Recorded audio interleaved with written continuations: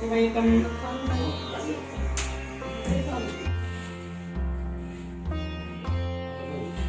अगर इसको घरा जाल अपने आप ऊपर अगरबत्ती जल गया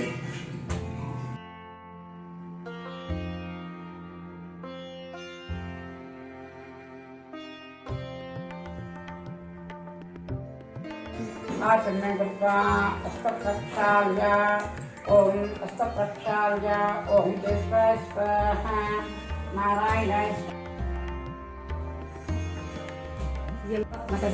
मतमामी पाद्यो कलशంలో నీళ్ళు తీసుకొని సంప్రోక్షణ చేయండి पाद्ये पाद्यं तत्पयामि मला हस्तयोर्तं तत्पयामि मुखाचमनं तत्पयामि मुखाचमनं तत्पयामि आप्याय पाలు తీసుకోండి आप्याय కొన్ని పోయండి మళ్ళీ పదార్థం आप्याय स्वसमे तथा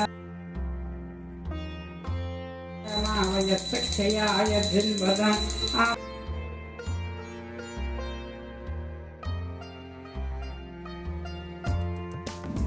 ఆ బియ్యంలో పెట్టు మొత్తంగా నిదానంగా పెట్టు ఒత్తి పత్తి పెట్టు అక్కడ బియ్యంలో ఎక్కడ పెట్టాలి అక్కడ పెట్టు పొంగి పెట్టు కొంచెం ఒత్తి పత్తి అక్షంతలేండి అభివస్తం దర్పయామి అక్షంతలేండి దర్పయామి యజ్ఞోపవీతం దర్పయామి శ్రీగంధ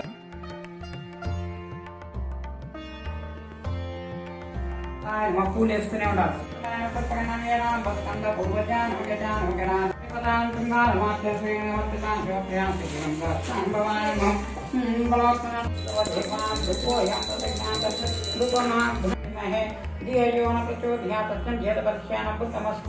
దేవుడు చూపించండి ఓం ప్రాణాయ స్వమాన్యాయ స్వమానాయ స్వసమానాయ స్వ మధ్య మధ్య చదవండి మధ్య మధ్య పానీయం తప్పామి హస్త ప్రక్షాళనం तादप्रक्षरं मुखवक्षं दर्पयामि नैवेद्यं दर्पयामि ताम्बूलं दर्पयामि अक्षिन्तलेन ताम्बूलं दर्पयामि मङ्गलनीराजनं भारतु नित्यमङ्गलानि भवन्तु नीराजनानन्तरं चिन्तयतु पञ्चलोक देवताभ्यां नमः सुधानगंजा विरज्ञान लक्षण पद्मासन पद्माक्षण पद्मसुंदरान पद्मोत्सवान पद्मविकान पद्मनाभ प्रियान रमान पद्मलेन्द्र सदा सपन भोजकतार परलक्षण वसुपदान समायम देवतान देवतान ध्यान भव मंगल देव्यान विष्णुभक्तन विष्णुभक्तन प्रसन्नाक्षर नारायण दरुतलार विहत देव्यान भव सर्वनाथ जन्माकल ब्रह्म वनस्पतिवैरो देवसंदयं आग्रे गन्धर्वदेवानं रूपो याप्रतिज्ञानं धूपमाघ्रापयामि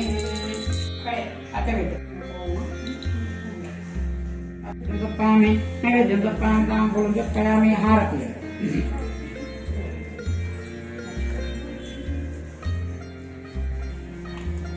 यजमानाय तेजस्वदातः नित्यधीरस्मिच्छामि अक्षिन्तलो नीళ్ళు పెట్టండి दर्पयामि हारति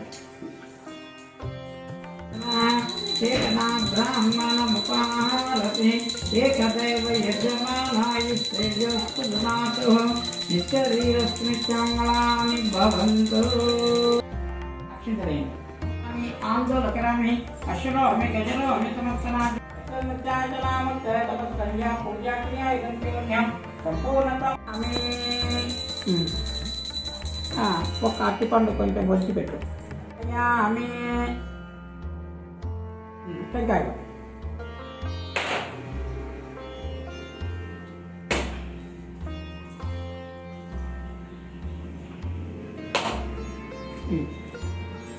तलोदकेन स्नपयामि या फलनिगे फला पुष्पाणस्य पुष्पने चाल बृहस्पति प्रतिमुख्यान् फलोदकेन स्नपयामि विग्रहान् తీసి శుభ్రంగా కడగండి सुधानगंजा विरज्ञान लक्षण प्रवर्तनवादिचरण चित्ता पद्मासन पद्माक्षण पद्मसुंदरान पद्मोत्सवान पद्मविकान पद्मनाभ प्रियान रमान पद्मलेन्द्र सदा सपन भोजकतार परलक्षण वसुपदान समायम देवतान देवतान ध्यान भव मंगल देव्यान विष्णुभक्तन विष्णुभक्तन प्रसन्नाक्षर नारायण दरुतलार विहत देव्यान भव सर्वनाथ जन्माकल ब्रह्म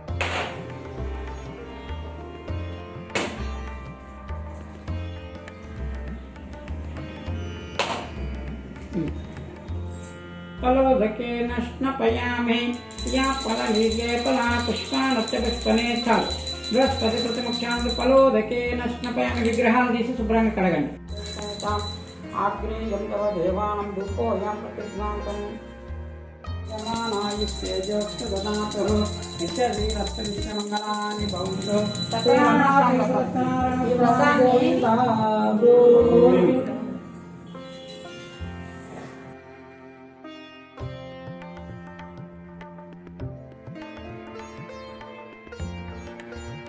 సమస్తంగా వివరించు స్వామి అని చెప్పేసి ఆ మహర్షిని శిష్యులు అడుగుతారు. అడుగుతా అప్పుడు ఆ మహర్షి చెప్తున్నాడు, కాశీక్షేత్రము అంటే దేవతలు సంచరించినటువంటి భూమి. ప్రతి హిందువు కూడా తన జీవిత కాలంలో ఒక్కసారైనా సరే కాశీ క్షేత్రాన్ని సందర్శించాలి. ఎందుకంటే దేవతలు సంచరించినటువంటి భూమి. అటువంటి భూమి దగ్గర ఉన్నటువంటి నైమిసారణ్యంలో సౌనకాది మహర్షి ఆశ్రమంలో తన శిష్యులకి వ్రతకథ గురించి చెప్తున్నాడు. సౌనకాది మహర్షి శిష్యులు అడుగుతారు, స్వామి సత్యనారాయణ స్వామి వ్రతం అందరూ చేస్తూ ఉంటారు కదా, ఆ వ్రత వృత్తాంతం ఏమి అని చెప్పేసి అడుగుతారు. అడిగితే అప్పుడు ఆ మహర్షి చెప్తున్నాడు, సత్యనారాయణ స్వామి వ్రతం సకల శుభాలను కలగజేస్తుంది, సర్వ పాపములను కూడా తొలగిస్తుంది. ఈ సత్యనారాయణ స్వామి వ్రతాన్ని ఎవరైతే భక్తి శ్రద్ధలతో చేస్తారో వారికి సకల ఐశ్వర్యాలు కలుగుతాయి, సర్వ పాపములు తొలగిపోతాయి అని చెప్తాడు. అప్పుడు శిష్యులు అడుగుతారు, స్వామి ఈ వ్రతం భూలోకానికి ఎట్లా వచ్చింది, ఏ విధంగా చేయాలా, ఈ వ్రత వృత్తాంతము మాకు సమస్తంగా వివరించు స్వామి అని చెప్పేసి అడుగుతారు శిష్యులు. అడిగితే అప్పుడు మాట్లాడుతున్నాం, పూర్వము నారద మహర్షి అన్ని లోకాలు తిరుగుతూ భూలోకానికి వస్తాడు. భూలోకంలో మానవుడు అనేక పాప ఫలములు చేసి అనేక జన్మలు ఎత్తుతూ ఉంటాడు.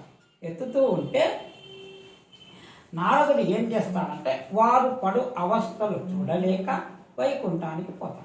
వైకుంఠానికి పోయి శ్రీ మహావిష్ణువుని ప్రార్థిస్తాడు. కూర్చోండి. శ్రీ మహావిష్ణువుని ప్రార్థిస్తాడు. లక్ష్మీ క్షీర సముద్ర రాజతనయ అని భగవాను అనేక విధాలుగా స్తోత్రాలు చేసి, ఓ మహానుభావ, పుట్టుట పెరుగుట కిట్టుట అంటే పుట్టడము కానీ పెరగడము కానీ నశించడం కానీ లేనటువంటి మహానుభావ, జంతువులు మనుషులు ఈరోజు ఉంటారు రేపు ఉండరు, కానీ భగవంతుడు సర్వకాల సర్వావ్యవస్థలో ఎవరుంటారంటే భగవానుడు మాత్రమే ఉంటాడు.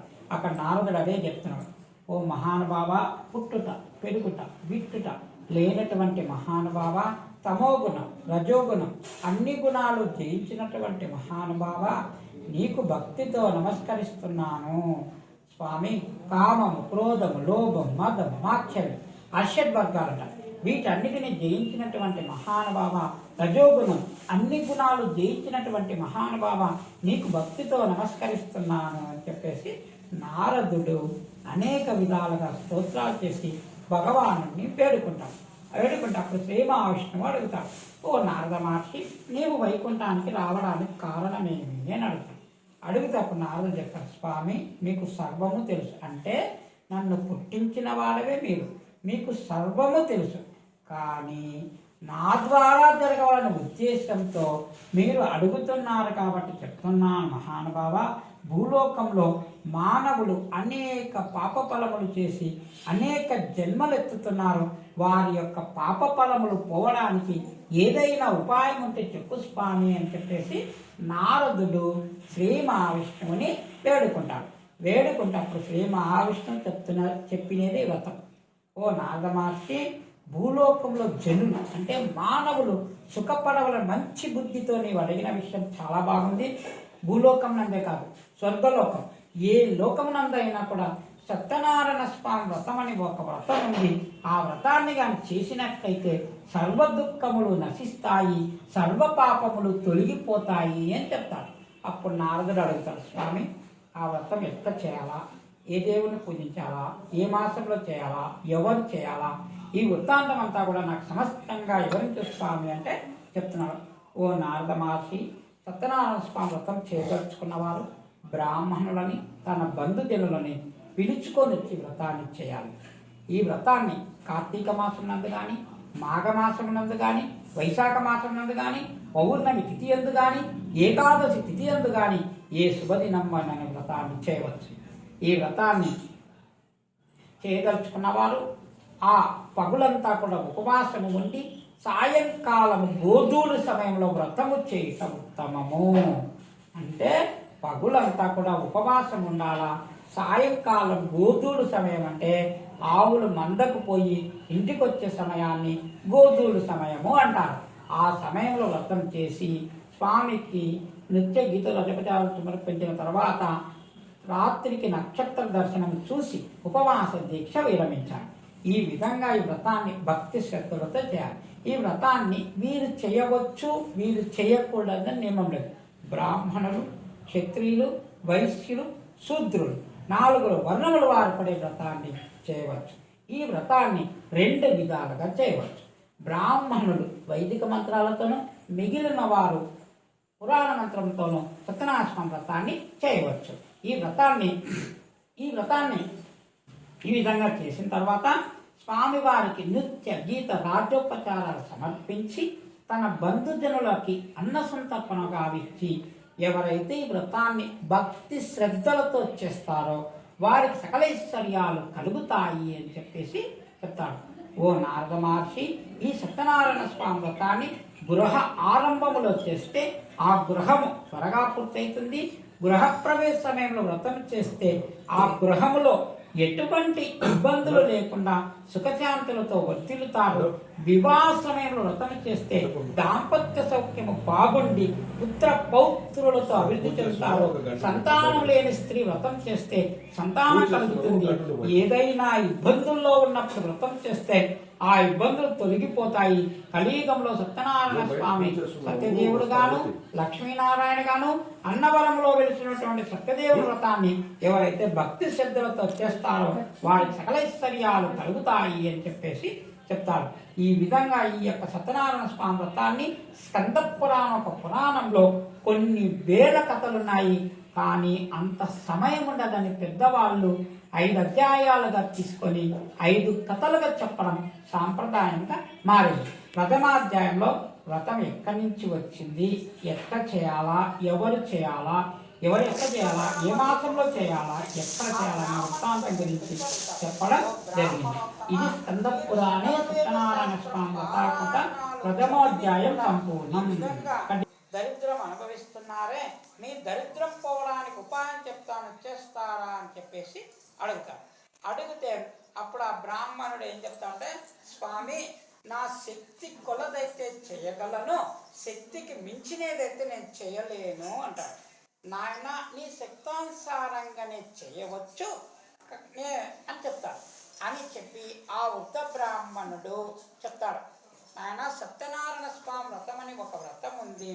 ఆ వ్రతాన్ని కానీ చేసినట్లయితే నీ యొక్క సకల దరిద్రం కూడా పోతుంది అని చెప్తాడు. చెప్తే ఆ బ్రాహ్మణునికి ఆ వృద్ధ బ్రాహ్మణుడు సత్యనారాయణ స్వామి వ్రతాన్ని చేసే విధానాన్నంతా కూడా చెవులో ఉపదేశిస్తాడు. ఉపదేశించిన తర్వాత మాట్లాడద్దండి, వాళ్ళు రికార్డ్ చేసుకుంటాను. ఉపదేశిస్తాడు. ఉపదేశించిన తర్వాత ఆ బ్రాహ్మణుడు వెనక్కి తిరిగి చూసేటప్పటికి వృద్ధ బ్రాహ్మణుడు కనపడడు. కనపడకపోతే వచ్చినది సత్యనారాయణ స్వామిని గ్రహించుకొని ఆ బ్రాహ్మణుడు ఇంటికి పోతాడు. ఇంటికి పోయిన తర్వాత ఆ బ్రాహ్మణునికి ఆ రోజు రాత్రి నిద్ర రాదు. ఎప్పుడు పగులవుతుందా, ఎప్పుడు సత్యనారాయణ స్వామి వ్రతం చేయాలనుకొని తెల్లవారుజామునే లేచి కాలకృత్యములు పూజా కార్యక్రమాలు పూర్తి చేసుకొని కాశీక్షేత్రంలోనికి భిక్షాటనకు బయలుదేరుతాడు. బయలుదేరడం వల్ల ఆ బ్రాహ్మణునికి ప్రతిరోజు వచ్చే ధనం కంటే కూడా రెట్టింపు ధనము వస్తుంది. అందుకు అతడు సంతోషపడి సత్యనారాయణ స్వామి వ్రతానికి కావలసిన సామాగ్రి అంతా తెచ్చుకొని ఆ రోజు సాయంకాలం వేళ సత్యనారాయణ స్వామి వ్రతాన్ని చేస్తాడు. చేయడం వల్ల సత్యనారాయణ స్వామి సంతుష్టుడై ఆ బ్రాహ్మణునికి అష్టైశ్వర్యాలిచ్చి అంతరార్థం చెందుతాడు. చెందడం వల్ల ఆ బ్రాహ్మణుడు ప్రతి సంవత్సరము ప్రతి మాసము కూడా ఈ సత్యనారాయణ స్వామి వ్రతాన్ని పౌర్ణమి ఏకాదశి 2 తిథుల ఎందుకు కూడా సత్యనారాయణ స్వామి వ్రతం చేసి స్వర్గలోక ప్రాప్తి చెందుతాడు.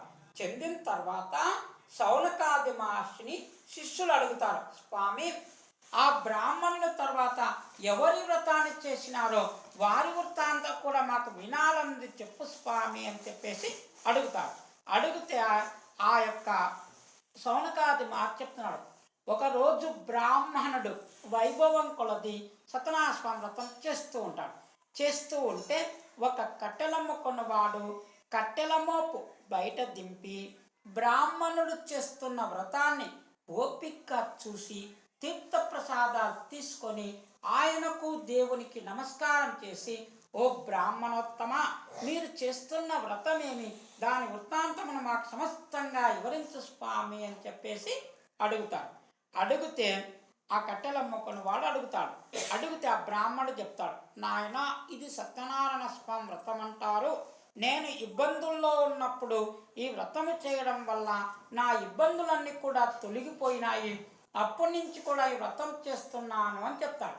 అప్పుడు కట్టెలమ్మ కొన్నవాడు అడుగుతాడు, స్వామి నేను కూడా ఇబ్బందుల్లో ఉన్నాను, ఈ వ్రతం చేస్తే నా ఇబ్బందులు తొలగిపోతాయా అని అడుగుతాడు. తప్పకుండా తొలగిపోతాయి అని చెప్తాడు. చెప్పడం వల్ల ఆ కట్టెలమ్మ కొన్నవాడు సత్యనారాయణ స్వామి ప్రసాదం తీర్థ ప్రసాదాలు తీసుకొని ఇంటికి పోతాడు. ఇంటికి పోయిన తర్వాత అతనికి ఆ రోజు రాత్రి నిద్ర రాదు.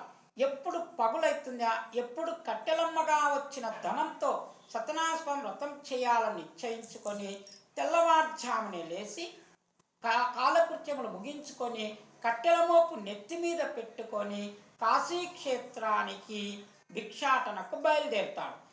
అదే కట్టెలు అమ్ముకోవడానికి బయలుదేరుతాడు. కట్టెలు అమ్ముకోవడానికి బయలుదేరడం వల్ల సత్యనారాయణ స్వామి అనుగ్రహం వల్ల ఆ కట్టెలు అమ్ముకునేవానికి ప్రతిరోజు వచ్చే ధనం కంటే కూడా రెట్టింపు ధనం వస్తుంది.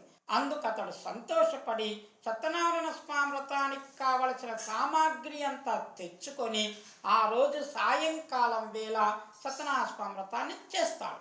చేయడం వల్ల సత్యనారాయణ స్వామి సంతుష్టుడై ఆ కట్టెలమ్మ కొనవానికి అష్టైశ్వర్యాలు ఇచ్చి అంతరార్థం చెందుతాడు.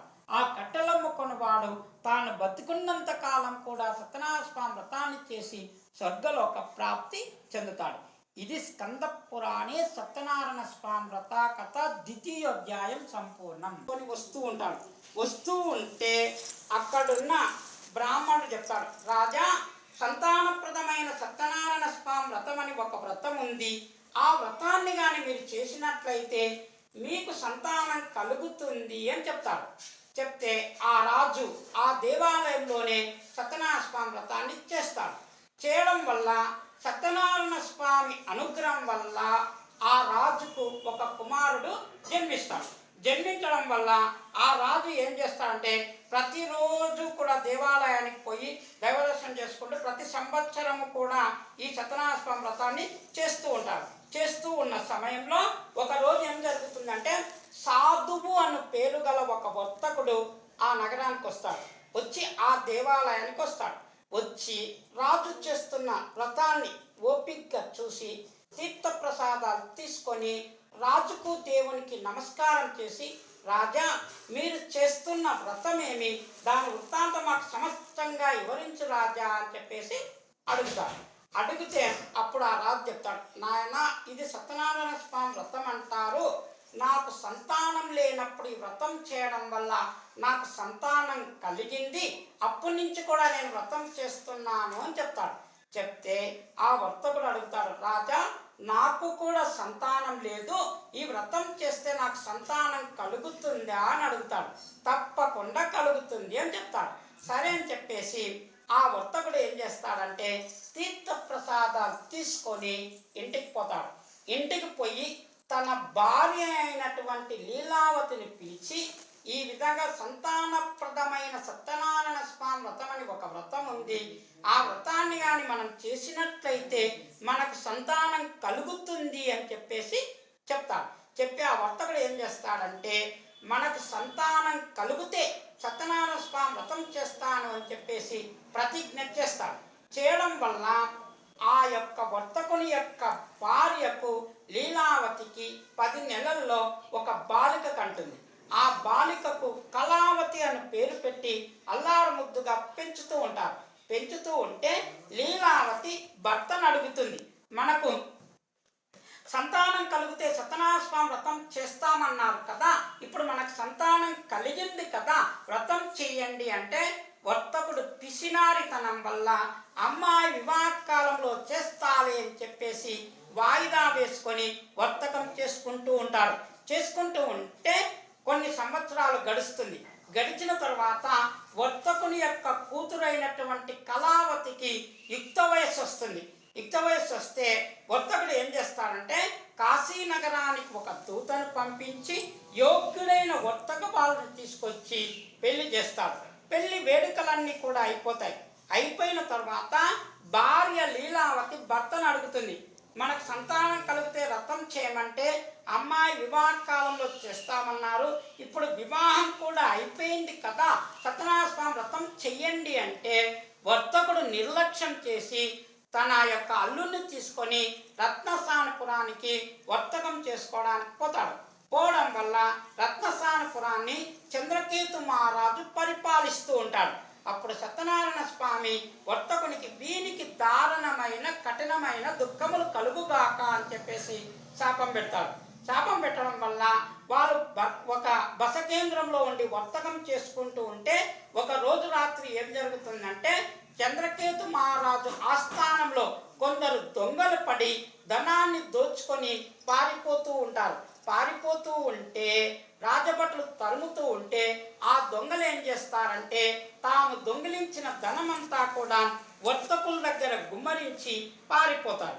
పారిపోతే రాజభటుల దగ్గరికి చూస్తే వర్తకుల దగ్గర ధనం ఉంటుంది. వీళ్ళే దొంగలను నిశ్చయించుకొని వారిద్దరిని తీసుకొని పోయి చంద్రకేతు మహారాజు దగ్గర నిలబెడతారు. చంద్రకేతు మహారాజు ఏం చెప్తాడంటే వీరిని ఏమీ విచారించనక్కర్లేదు, వీరిద్దరిని తీసుకొని పోయి కారాగృహంలో బంధించండి అని చెప్పేసి ఆజ్ఞాపిస్తాడు. దైవానుగ్రహానికి దూరం కావడం వల్ల వారి మాటను ఎవరు పట్టించుకోరు. వాళ్ళిద్దరు వర్తకులిద్దరు కూడా చెరసాల పాలవుతారు.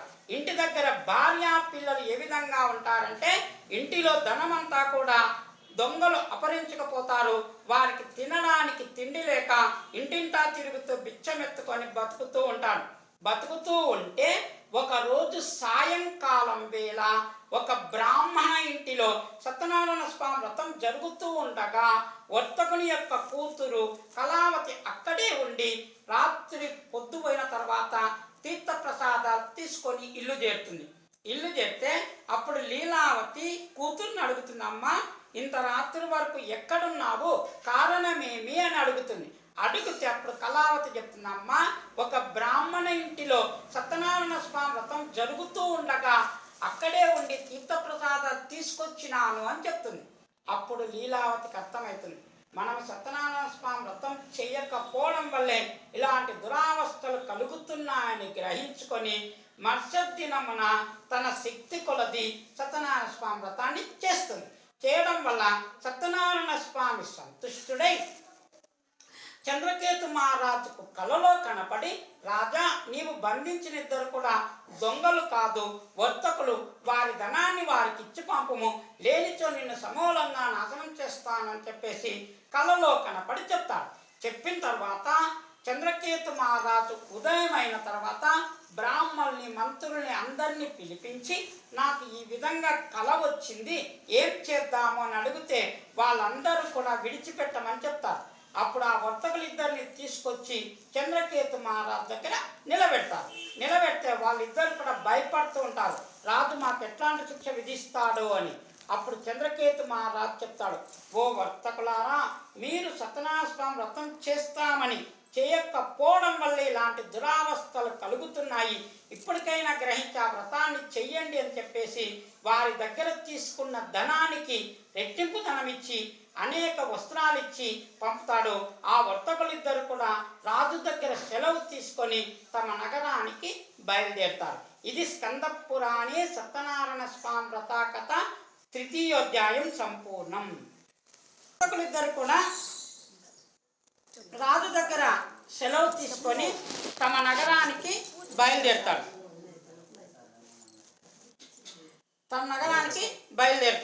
బయలుదేరితే వారు సముద్ర ప్రాంతం గుండా పోతూ ఉంటారు. పోతూ ఉంటే వారు సముద్ర ప్రాంతం గుండా పోతూ ఉంటే సత్యనారాయణ స్వామి వారి పరీక్షించాలనుకొని ఒక సన్యాసి రూపము ధరించి ఆ వర్తకుల దగ్గరికి వచ్చి అడుగుతాడు, ఓ వర్తకులారా మీ పడవలో ఏమున్నది అని అడుగుతాడు. అడిగితే వాళ్ళకి ధనము రావడం వల్ల గర్వం అనేది పెరిగిపోయి దీనిలో ఆకులు తీగలు తప్ప మరేమీ లేవు అని చెప్పేసి ఆ సన్యాసిని చూసి పరేసిస్తే ఆ సన్యాసి ఏం చెప్తాడంటే తదాస్తు అని చెప్పేసి ఒక మారేడు చెట్టు కింద ధ్యానం చేసుకుంటుంటే వీళ్ళిద్దరు కూడా కాలకృత్యములు పూర్తి చేసుకొని పడవలోకి పోయి చూస్తే ధనానికి బదులు ఆకులు తీగలు ఉంటాయి. వీళ్ళిద్దరు కూడా ఆశ్చర్యపోతారు. ఉన్నట్టుండి ధనానికి బదులు ఆకులు తీగలు వచ్చినాయి కదా, ఇది ఏదేమని శాపం వల్ల జరిగింది అని చెప్పేసి రోధిస్తూ ఉంటే అల్లుడు చెప్తాడు, మనము సన్యాసిని చూసి పరశించినాము, అందుకే ఆయన శాపం పెట్టిపోయినాడు, తిరిగి మన ధనాన్ని ఆయనే ఇవ్వగలడు అని చెప్తే వాళ్ళిద్దరు కూడా పరుగున పోయి సన్యాసి పాదాల మీద పడి అజ్ఞానంతో సన్యాసి పాదాల మీద పడి, స్వామి మేము అజ్ఞానంతోనో అవివేకంతోనో తెలియకో మీతో తప్పులుగా మాట్లాడినాము, మా తప్పులను క్షమించి మా ధనాన్ని మాకిచ్చి కాపాడు స్వామి అని చెప్పేసి వేడుకుంటే అప్పుడు ఆ సన్యాసి చెప్తాడు, పోయి మీరు సత్యనారాయణ స్వామి వ్రతం చేస్తామని చేయకపోవడం వల్ల ఇలాంటి దురావస్థలు కలుగుతున్నాయి, ఇప్పటికైనా గ్రహించి ఆ వ్రతాన్ని చెయ్యండి అని చెప్పేసి వారి ధనాన్ని వారికిచ్చి అంతరార్థం చెందితే ఆ వర్తకులు ఇద్దరు కూడా తమ నగరానికి బయలుదేరితే వాళ్ళ యొక్క నగరం సమీపిస్తే వర్తకుడు ఏం చేస్తాడంటే ఒక దూతను ఇంటి దగ్గరికి పంపించి భార్యా పిల్లలకు చెప్పిరమ్మని చెప్పేసి ఒక దూతను ఇంటి దగ్గరికి పంపిస్తే వర్తకుని యొక్క భార్య కూతురు వేరు ఇళ్లలో సత్యనారాయణ స్వామి వ్రతం చేస్తూ ఉంటే ఆ యొక్క దూత వచ్చి లీలావతితో చెప్తాడు, అమ్మ వర్తకుడు తన అల్లునితో కూడా సముద్ర ప్రాంతానికి వచ్చినాడు, మీరు రావాలంట అని చెప్పేసి ఆ దూత చెప్పి వెళ్ళిపోతే ఈ వర్తకుని యొక్క భార్య అయినటువంటి లీలావతి సత్యనారాయణ స్వామి వ్రతాన్ని పూర్తి చేసి కూతురింటికి పోయి, అమ్మ మీ తండ్రి గారు భర్త గారు కూడా సముద్ర ప్రాంతానికి వచ్చినారు, నేను సత్యనారాయణ స్వామి వ్రతాన్ని పూర్తి చేసి సముద్ర ప్రాంతానికి పోతున్నాను, నీవు కూడా సత్యనారాయణ స్వామి వ్రతాన్ని పూర్తి చేసి సముద్ర ప్రాంతానికి రా అని చెప్పేసి తల్లి లీలావతి వెళ్ళిపోతుంది. ఈ కళావతి ఏం చేస్తుందంటే భర్తను చూడాలన్న తొందరలో తీర్థప్రసాదాలు తీసుకోకుండా సముద్ర ప్రాంతానికి పోవడం వల్ల వర్తకుడు అల్లుడు ఉండేటువంటి పడవ ఉన్నట్టుండి మునిగిపోయి సముద్రంలో కనపడకుండా పోతుంది. అక్కడున్న వారందరూ కూడా ఆశ్చర్యపోతారు, ఉన్నట్టుండి సముద్రంలో పడవ మునిగిపోయింది కదా, ఇది ఏదేమని శాపం వల్ల జరిగిందని చెప్పేసి రోధిస్తూ ఉంటారు. వర్తకుని యొక్క కూతురు కళావతి రోధిస్తూ సముద్రంలో తేలి వచ్చినటువంటి పాదుకలు అంటే చెప్పులు తీసుకొని సతీ సంగమం, పూర్వం ఎట్లా అంటే భర్త చనిపోతే ఆ భర్త చితిమంటల్లోనే భార్య కూడా చనిపోయేది, దాన్ని సతీ సంగమం అనేవారు. ఆ విధంగా భర్త చనిపోయినాడని నిర్ణయించుకొని ఆ పాదుకలు తీసుకొని అగ్నిలోకి దూకాలనుకుంటున్న సమయంలో ఆకాశంలో నుండి కొన్ని వాక్యాలు వినిపిస్తాయి. ఓ వర్తకుడా, నీ కూతురు సత్యనారాయణ స్వామి వ్రతాన్ని పూర్తి చేసింది, కానీ భర్తను చూడాలన్న తొందరలో తీర్థప్రసాదాలు తీసుకోకుండా సముద్ర ప్రాంతానికి వచ్చింది, అందుకే ఆమె భర్త కనపడకుండా పోయినాడు, ఇంటికి పోయి తీర్థప్రసాదాలు తీసుకొస్తే ఆమె భర్త తిరిగి జీవిస్తాడు అనే వాక్యాలు వినిపిస్తాయి. అప్పుడు వర్తకుని యొక్క కూతురు కళావతి ఇంటికి పోయి తీర్థప్రసాదాలు తీసుకొని సముద్ర ప్రాంతానికి వస్తుంది. రావడం వల్ల వర్తకుని యొక్క అల్లుని పడవ తేలి అతడు జీవిస్తాడు. వర్తకుడు తన తప్పిదాన్ని తెలుసుకొని ఆ సముద్ర ప్రాంతంలోనే సత్యనారాయణ స్వామి వ్రతం చేసి తాను బతికున్నంత కాలం కూడా సత్యనారాయణ స్వామి వ్రతం చేసి స్వర్గలోక ప్రాప్తి చెందుతాడు. ఇది స్కంద పురాణే సత్యనారాయణ స్వామి వ్రతాకథ 4వ అధ్యాయం సంపూర్ణం. వ్రతం చేసినారో వారి వృత్తాంతం మాకు వినాలని చెప్పు స్వామి అని చెప్పేసి శౌనకాది మహర్షిని శిష్యులు అడుగుతారు. అడిగితే అప్పుడు ఆ మాట చెప్తున్నాడు, పూర్వము తుంగధ్వజుడు అనే ఒక మహారాజు ఉంటాడు. ఆ మహారాజుకి 100 మంది సంతానం, ప్రజల్ని కన్నబిడ్డల వల్ల పరిపాలిస్తూ ఉంటాడు. ఆ రాజు ఏం చేస్తాడంటే ఒకరోజు అడవికి వేటకు వెళ్తాడు. వేటకు వెళ్ళి దారి తప్పిపోతాడు. దారి తప్పిపోవడం వల్ల ఆ రాజు ఒక గుడారం వేసుకొని ఉంటే కొందరు గొల్లవారు ఏం చేస్తారంటే సత్యనారాయణ స్వామి వ్రతం చేసి రాజు వచ్చిన గౌరవం చేత తీర్థప్రసాదాలు తీసుకొచ్చి రాజుకి ఇస్తారు. రాజు ఏం చేస్తాడంటే తాను రాజును అన్న గర్వం చేత తీర్థప్రసాదాలు అక్కడే వదిలిపెట్టి తన నగరానికి పోతాడు. పోవడం వల్ల ఆ రాజు యొక్క రాజ్యము శత్రువుల పాలవుతుంది. ఆ రాజు అడవుల పాలవుతాడు. అప్పుడు ఆ రాజు జ్ఞానోదయం అవుతుంది. ఒకరోజు అడవిలో కొందరు గొల్లవారు ఏదో ప్రసాదం తెచ్చిస్తే నేను నీచంగా భావించి వదిలిపెట్టొచ్చినాను. ఆ రోజు నుంచి కూడా నాకు కష్టాలు ప్రారంభమైన అని తెలుసుకొని ఆ అడవిలోకి పోయి గొల్లవారిని అడిగి అది సత్యనారాయణ స్వామి వ్రతం అని తెలుసుకొని వారి దగ్గరే సత్యనారాయణ స్వామి వ్రతాన్ని చేస్తాడు. చేయడం వల్ల సత్యనారాయణ స్వామి సంతుష్టుడై ఆ రాజుకు తిరిగి రాజ్యం కలిగేటట్ల అనుగ్రహిస్తాడు. ఆ రాజు తాను బతుకున్నంత కాలం కూడా సత్యనారాయణ స్వామి వ్రతం చేసి స్వర్గలోక ప్రాప్తి చెందుతాడు. ఈ పరమోత్తమైన సత్యనారాయణ స్వామి వ్రతాన్ని శ్రీ మహావిష్ణువు నారదుని ఉపదేశిస్తే నారదుడు భూలోకానికి వచ్చి నైమిసారణ్యములో ఉన్నటువంటి శౌనకాది మహర్షి చెప్పినట్లు స్కంద పురాణ ఒక పురాణంలో కొన్ని వేల కథలున్నాయి. కానీ అంత సమయం ఉండదని పెద్దవాళ్ళు 5 కథలుగా తీసుకొని 5 అధ్యాయాలుగా చెప్పడం సాంప్రదాయంగా మారింది. ఈ సత్యనారాయణ స్వామి వ్రతాన్ని గృహ ఆరంభంలో చేస్తే ఆ గృహము త్వరగా పూర్తవుతుంది. గృహ ప్రవేశ సమయంలో వ్రతం చేస్తే ఆ గృహములో ఎటువంటి ఇబ్బందులు లేకుండా సుఖశాంతులతో వర్ధిల్లుతారు. వివాహ సమయంలో వ్రతం చేస్తే దాంపత్య సౌఖ్యము బాగుండి పుత్ర పౌత్రులతో అభివృద్ధి చెందుతారు. సంతానము లేని స్త్రీ వ్రతం చేస్తే సంతానం కలుగుతుంది. ఏదైనా ఇబ్బందుల్లో ఉన్నప్పుడు ఈ వ్రతం చేస్తే ఇబ్బందులు తొలగిపోతాయి. సత్యనారాయణ స్వామి వ్రతం ఎవరైనా చేయలేని వారు చేస్తుండగా చూసినా కూడా సకలైశ్వర్యాలు కలుగుతాయి. కలియుగంలో సత్యనారాయణ స్వామి సత్యదేవుడు గాను లక్ష్మీనారాయణ గాను అన్నవరములో వెలిసినటువంటి సత్యదేవుని వ్రతాన్ని కార్తీక మాసమునందు గాని మాఘమాసమునందు గాని వైశాఖ మాసమునందు గాని పౌర్ణమి తిథి యందు గాని ఏకాదశి తిథి యందు గాని ఏ శుభదినమైనను ఈ వ్రతాన్ని చేయవచ్చు. ఈ సత్యనారాయణ స్వామి వ్రతాన్ని ఎవరైతే భక్తి శ్రద్ధలతో చేసి స్వామి వారికి నిత్య గీత రాజోపచారాలు సమర్పించి తన బంధుజనులకు అన్న సంతర్పణం గావిస్తారో వారికి సకలైశ్వర్యాలు కలుగుతాయి అని చెప్పేసి పురాణాలు చెప్తున్నాయి. ఇది స్కంద పురాణే సత్యనారాయణ స్వామి వ్రత కథ సంపూర్ణం.